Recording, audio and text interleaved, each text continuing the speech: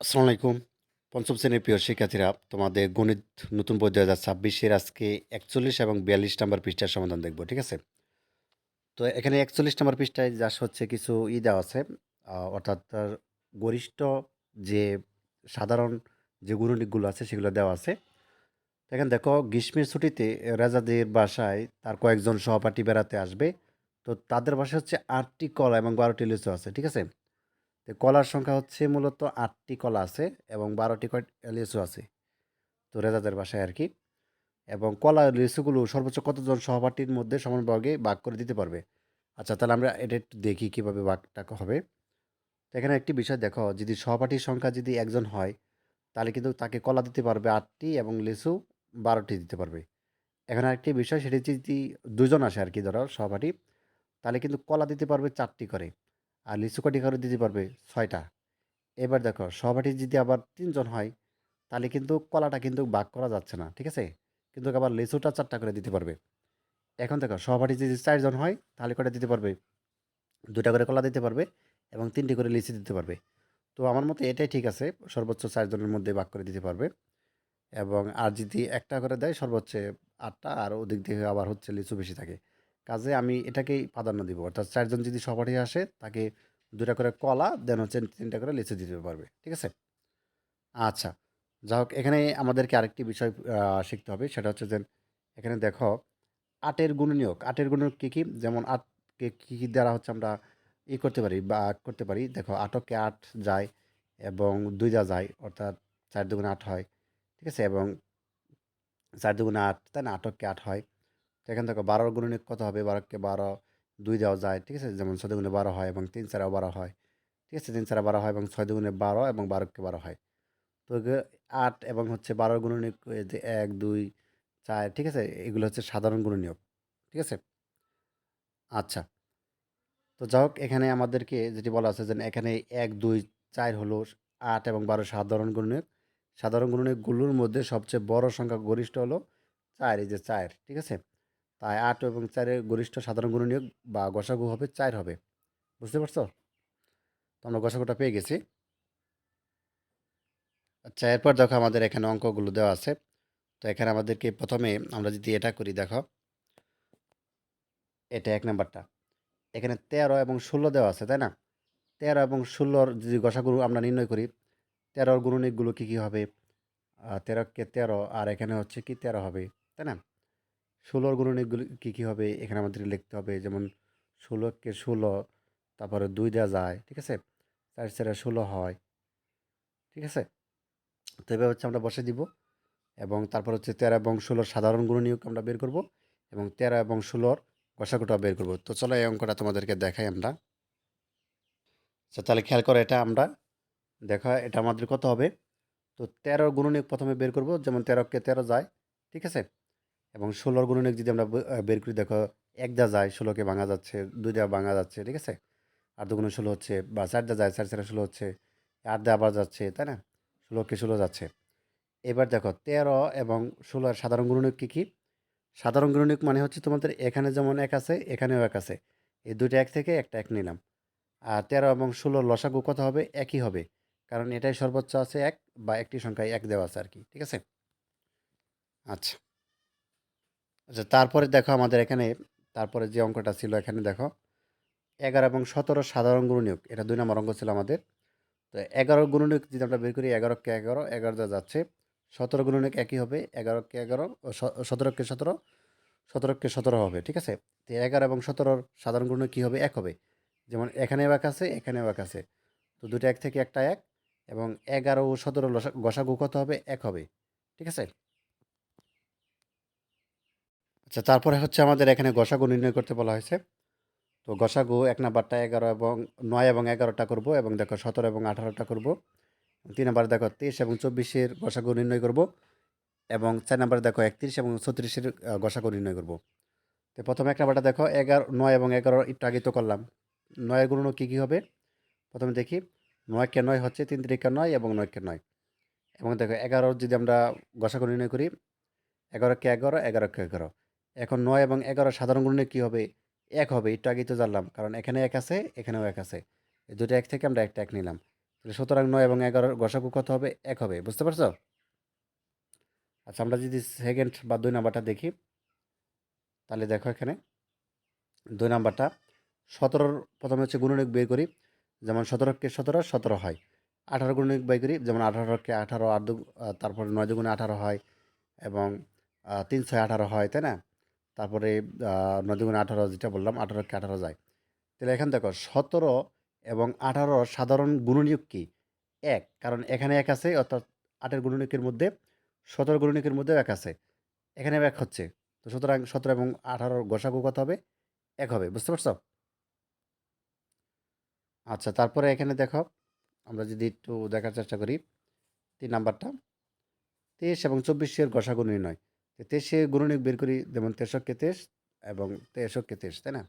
২৪ এর যদি বের করি, ২৪ এক দা যাচ্ছে, ২ দা যাচ্ছে, ১২ দুগুণে ২৪ হচ্ছে এবং তারপর হচ্ছে ৩ ৮ ২৪ হচ্ছে, তাই না? ৪ দা যাচ্ছে, ৬ দা যাচ্ছে, ৮ দা যাচ্ছে, ১২ দা যাচ্ছে, ২৪ যাচ্ছে। ২৩ এবং ২৪ এর সাধারণ গুণনীয়ক কী হবে? ১ হবে। কারণ এখানেও ১ আছে, এখানেও ১ আছে। ২ টা ১ থেকে একটা ১, সুতরাং ওই গসাগু একই হবে। মানে একই হবে, ঠিক আছে? ২৩ এবং ২৪ এর গসাগু ১। আচ্ছা এখানে যদি আমরা ৪ নাম্বারটা দেখি, ৩১ এবং ৩৬ এর গসাগু নির্ণয় করি। তো এখানে দেখো ৩১ এবং যদি ৩৬ এরটা আমরা যদি করি, তাহলে গুণনীয়ক এককে ১ বা ৩৬ ৩১ এককে ৩১ এবং ৩১, তাই না? ৩৬ এর গুণনীয়কগুলো কী, কী হবে? ১ দা যাচ্ছে ভাগ, ২ দা যাচ্ছে, অর্থাৎ ১৮ দুগুণে ৩৬ হচ্ছে, ঠিক আছে? ৩ দা যাচ্ছে, তারপর দেখো ৪ দা যাচ্ছে, ৬ দা যাচ্ছে, ৯ দুগুণে ১৮, ৩ নং ২৭, ৪ নং ৩৬ হচ্ছে, তাই না? ১২ দা যাচ্ছে, ১২ একে ১২, ১২ দুগুণে ২৪, ৩ ৫ ৩৬ হচ্ছে, ২৮ দুগুণে ৩৬, ৩৬ একে ৩৪। আচ্ছা ৩১ এবং ৩৬ এর সাধারণ গুণনীয়ক হবে একই হবে, ১। ঠিক আছে? তো গসাগু কত হবে? ১ হবে। বুঝতে পারছো? আচ্ছা তাহলে আমরা এই ৩ টা অঙ্ক দেখলাম, ইতিমধ্যে দেখে ফেলেছি। অর্থাৎ এই ১ নাম্বার দেখলাম, ২ নাম্বার গসাগু নির্ণয় করলাম। জাস্ট হচ্ছে গুণনীয়কগুলো বের করবা। ২৩ এর গুণনীয়ক, যেমন ১ দা যাচ্ছে ২৩, ঠিক আছে? ২৩ একে ২৩ একবার যাচ্ছে।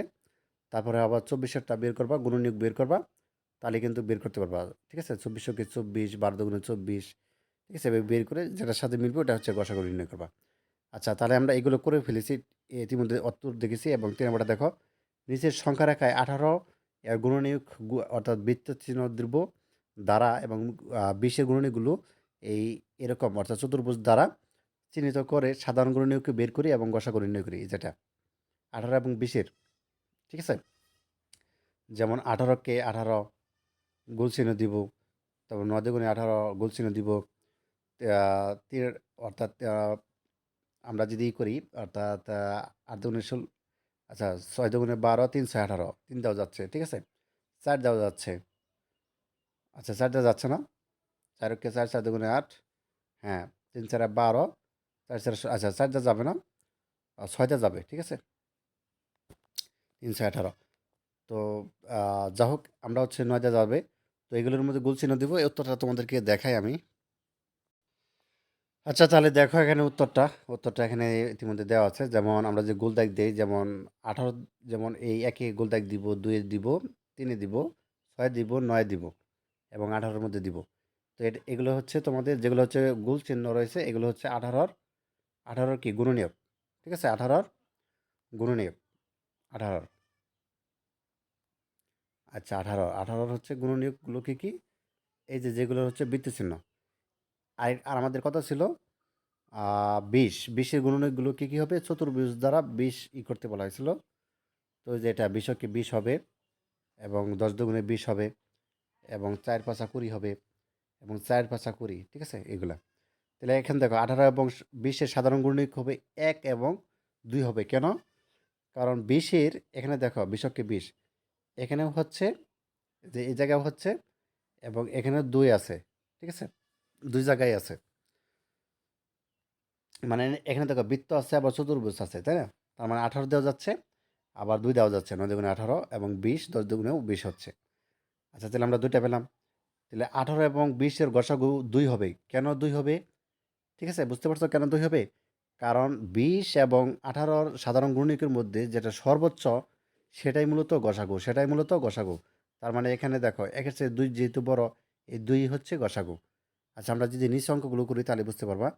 অর্থাৎ গসাগু নির্ণয় আরও করা আছে। দেখো এখানে আমরা যদি এটা দেখি ১ নাম্বারটা। 12 এবং 15 আমরা হচ্ছে প্রথমে বের করব। তো 12টা বের করি। যেমন 12কে 12 যাচ্ছে, 6 দিয়ে যাচ্ছে, 2 দিয়ে যাচ্ছে, 3 দিয়ে যাচ্ছে। আর 15 যদি 15কে 15 এবং 3 5 15। এখন দেখো এই 12 গুণনিক কত কত পেলাম? 1 পেলাম, 2 পেলাম, 3, 12, 6, 4 এগুলো পেলাম। ঠিক আছে? এগুলো হচ্ছে 12 গুণনীয়ক। আর 15 পেলাম, 1 পেলাম, 3 পেলাম, 15 পেলাম, 5 পেলাম। ঠিক আছে? তো এবার দেখো, এবার দেখো 15 এবং 12 আমরা তো গুণনীয়ক বের করলাম। 12 এবং 15 সাধারণ গুণনীয়ক হবে 1। এখানে 1 আছে, এখানেও 1 আছে। এখানে 3 আছে, এখানেও 3 আছে। এখন বলো তো দেখি এগুলার হচ্ছে গসাগু অর্থাৎ 12 এবং 15 গসাগু কত হবে? অবশ্যই 3 হবে। ঠিক আছে? কারণ 3 সর্বোচ্চ বড়। বুঝতে পারছো? এজন্য লিখে দেওয়া আছে। এই যে 3 হবে। আচ্ছা, এই যে লেখা আছে। ঠিক আছে? তার মানে 12 এবং 15 গসাগু 3 হবে। উত্তর 3।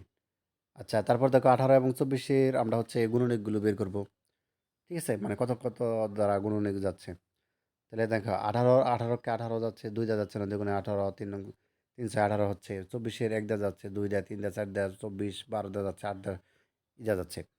তো এখন দেখো, এখন 18 এবং 24 এর গুণনীয়কগুলো কী, কী হবে? এখানে 1 আছে, এখানে 1 আছে, এখানে 2 আছে, এখানেও 2 আছে, এখানেও 3 আছে, এখানেও 3 আছে, এখানে 4 আছে। আচ্ছা, 4 টা হবে না। এরপর দেখো এখানে 6 আছে, এখানে 6 আছে। ঠিক আছে? 4 টা হবে না। 4 কারণ এখানে 4 নেই। 18 4 টা হবে না। এখন সর্বোচ্চ কত দেওয়া আছে? অর্থাৎ 12 এবং 24 এর সাধারণ গুণনীয়কের মধ্যে সর্বোচ্চ হচ্ছে 6 দেওয়া আছে। তো উত্তর গসাগু কত হবে? 6 হবে। ঠিক আছে? এই যে দেখতে পাচ্ছ 6 হবে। আচ্ছা, তারপর 3 নাম্বারটা দেখো। 3 নাম্বারটা 24 এবং হচ্ছে 30 এর গসাগু নির্ণয় করবা। তো 24 এর হচ্ছে সাধারণ গুণনীয়কগুলো বের করবা। তো এখানে কত দেওয়া আছে? ১, ২৪ একে ২৪ হচ্ছে, ১২ দুগুণে ২৪ এবং ৩ আটা ২৪ হচ্ছে, ৪ ছয় ২৪ হচ্ছে। আর ৩০ এরটা বের করো। ৩০ অক্ষে ৩০, ১৫ দুগুণে ৩০, ৩ দশে ৩০, ৫ ছয় ৩০। তো এগুলো হচ্ছে ২৪ এর গুণনীয়ক এবং ৩০ এর গুণনীয়ক। তো এখানে দেখো কী, কী মিলতেছে? এখানে ১ আছে, ২৪ এর এখানে ১ আছে, এখানে ২ আছে, এখানে ২ আছে, এখানে ৩ আছে, এখানে ৩ আছে। এরপর দেখো এখানে ৬ আছে, এখানে ৬ আছে। এটাও সর্বোচ্চ গসাগু ৬। ঠিক আছে? এখানে নির্ণয় গসাগু কত হবে? ৬ হবে ২৪ এবং ৩০ এর। তারপর দেখো এখানে তোমাদের ৪ নাম্বারটা এখানে ১৭ দেখো ১ দেওয়া যাচ্ছে আর ১৭ দেওয়া যাচ্ছে। তাই না? ১৭কে ১৭ আর ২০ যদি বাই করি, ২০কে ২০, যেমন ১০ দুগুণে ২০ হচ্ছে, ৪ পাঁচা ২০ হচ্ছে। তো এখানে ১ মিলতেছে, তাই না? এখানে গসাগু কত হবে? গসাগু ১ হবে। ঠিক আছে? যে গসাগু কত হবে? ১, যেহেতু ১ আছে। তো যাক, এখানে পেয়ে গেছো আশা করি। অর্থাৎ এখানে তোমাদের ১৭ এবং হচ্ছে ২০ এর, তাই না? তো এখানে একই হবে, কারণ এখানে ১৭কে ১৭ যাচ্ছে, এখানে ১ আছে, এখানে ১ আছে। তার মানে এখানে তোমাদের ১ হবে। তাহলে সাধারণ গুণনীয়ক ১। ঠিক আছে? তো সুতরাং গসাগু কত হবে? ১ হবে। এই যে ১ হবে। উত্তরটা ১ হবে। আচ্ছা, তারপরে দেখো এখানে আরেকটি দেওয়া আছে, সেটা হচ্ছে যে এখানে আমাদেরকে বলছে যে ১৬ এবং ১৮ সংখ্য নিয়ে গসাগু নির্ণয়ের একটি গল্প তৈরি করি। এখানে আমাদেরকে একটা গল্প তৈরি করতে বলা হবে। ঠিক আছে? তো আমার গল্পটি হলো যে ১৬টি খাতা ও ১৮টি কলম সর্বাধিক কতজন ছেলে-মেয়ের মধ্যে সমানভাবে ভাগ করে দেওয়া যাবে? এবার তোমার গল্পটি বলো। তো আমাদেরও বলতে হবে, অর্থাৎ এই যে এখানে আমাদেরকে লিখতে হবে। ঠিক আছে? তো এখানে আমাদেরকে লিখতে হবে, এই জায়গাটার মধ্যে লিখতে হবে কোন গল্পটা? এই যে এটার সমাধান। তো আমরা লিখতে পারি যে ১৬ মিটার দীর্ঘ লাল ফিতা ১৮ মিটার দীর্ঘ কালো ফিতা থেকে কোনো ফিতা নষ্ট না করে একই মাপের সবচেয়ে বড় টুকরো কেটে নেওয়া হলো। এ টুকরোর দৈর্ঘ্য কত? ঠিক আছে? তো এটা হচ্ছে আমরা এখানে লিখে দিতে পারি ফাঁকা জায়গায়। তো এই ছিল তোমাদের ৪১-৪২ নম্বর পৃষ্ঠার সমাধান। পরবর্তী পর্বে আমরা ৪৩ নম্বর পৃষ্ঠার সমাধান দেখব। ধন্যবাদ সবাইকে। আল্লাহ হাফেজ।